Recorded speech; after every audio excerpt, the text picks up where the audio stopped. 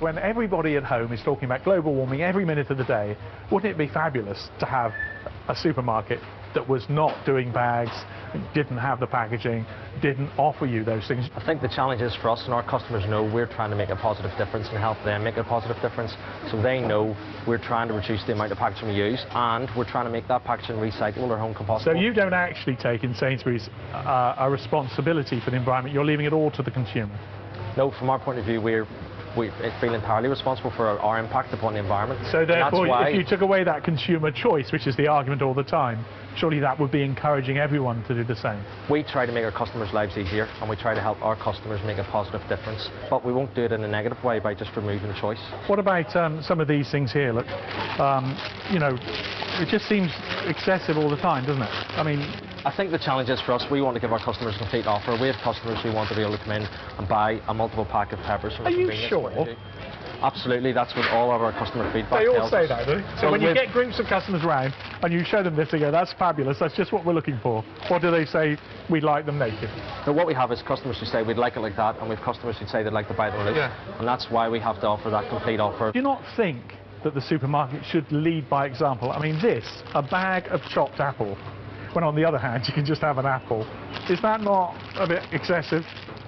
I think the challenge is, if you take these two examples, if you think about it, and you again would know this from your experience, it's the amount of packaging actually right through the supply chain. So whenever you think about the amount of packaging that's actually used to get this apple to the shelf in this pristine condition versus how you would package this all the way to shelf, actually it maybe isn't quite as dramatic as it seems here at the point of sale. But there's a sort of an ethical example being set, isn't it? There's a responsibility you have, I think, not to encourage kids especially to see an apple as something you get out of a plastic bag, rather than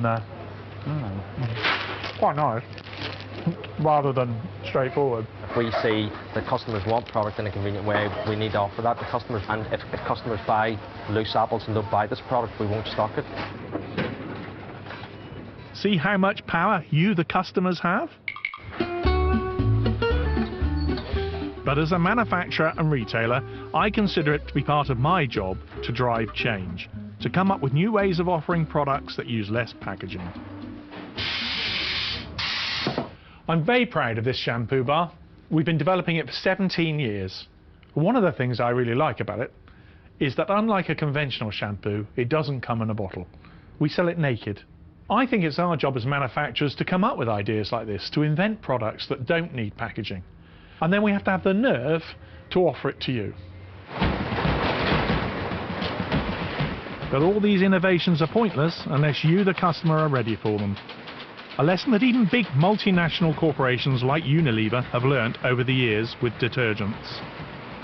In the past, we have launched more concentrated products, and we found actually that they weren't quite ready for it at that stage. And I think that's because, of course, when the world of the environment and the impact on the environment just wasn't high on consumers' agendas at that stage.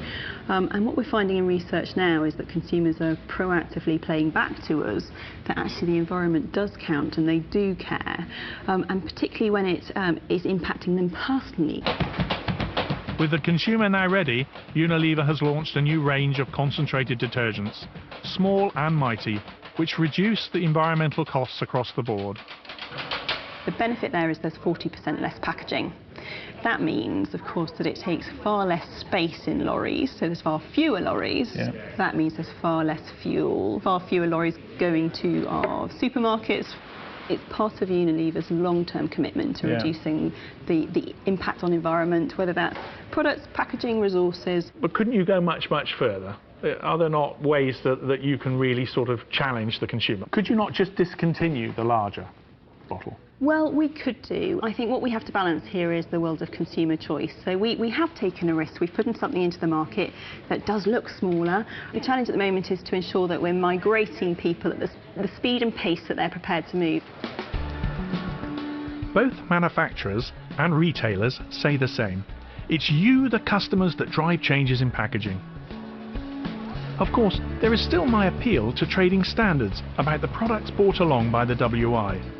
They've told us that the vitamin pot is already in the process of being changed, but they are still looking into the other 4 complaints. It's good to hear that the trading standards are still investigating.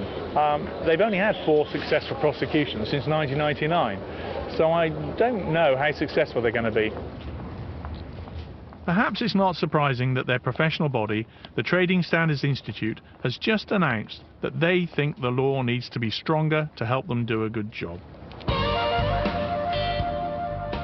The less we can rely on the law, the more we have to use direct action through what we choose to buy, to show retailers and manufacturers that we want them to stop over-packaging.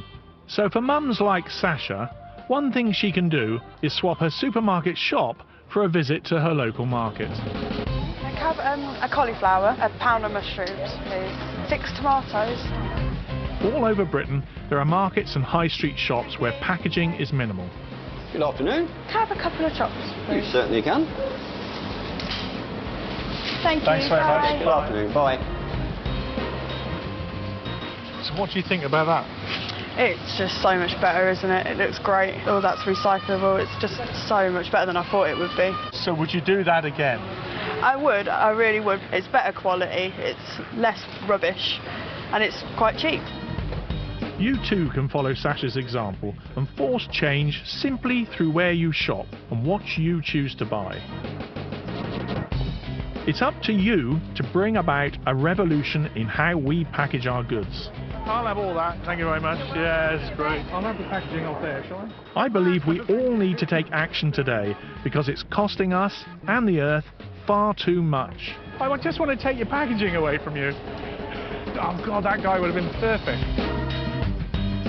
On the Insider next week, Britain's gambling addiction. Same time on 7:30. Costa chaos in Barcelona next, with dreamers of a house on the hillside about to come tumbling down around them. A place in Spain.